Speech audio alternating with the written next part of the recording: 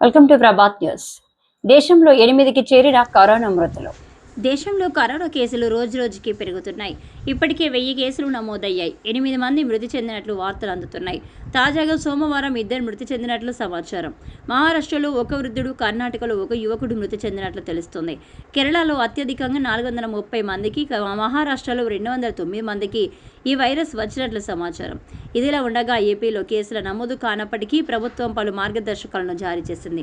ప్రజలు గుంపులుగా చేరవద్దని, ఎప్పటికప్పుడు చేతులు శుభ్రం చేసుకుంటూ మాస్కులు ధరించాలని ప్రజలను కోరింది. వయోవృద్ధులు, గర్భిణీ స్త్రీలు ఇంటి వద్దనే ఉండాలని, కోవిడ్ ఉన్న దేశాలకు, రాష్ట్రాలకు ప్రయాణాలు చేయవద్దని ఈ మార్గదర్శకంలో పేర్కొన్నారు. తలనొప్పి, జ్వరం, దగ్గు, తుమ్ములు, ఒళ్ళు నొప్పులు, వాంతులు, విరోచనాలు తదితర ఆనవాళ్లు కనిపించినట్లయితే తక్షణం దగ్గరలోని ప్రాథమిక వైద్య కేంద్రానికి వెళ్లాలని సూచించారు.